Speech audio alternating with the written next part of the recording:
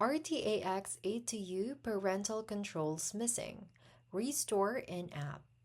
Step 1. Opening the ASUS Router app and accessing settings. First, open your ASUS Router app and ensure you are logged in. Navigate to the main menu or settings icon, usually located in a corner of the screen. Step 2. Navigating to the Family section or Parental Controls. Within the app's menu or settings, look for a section related to family, parental controls, or AI protection.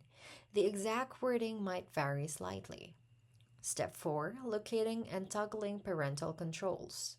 Once you're in the relevant section, search for the parental controls option.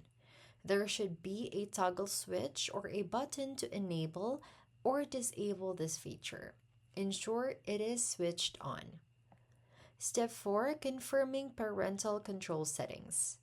After enabling, you might be prompted to confirm settings, or it might take you to the parental control dashboard where you can see connected devices and existing profiles. Make sure everything looks correct.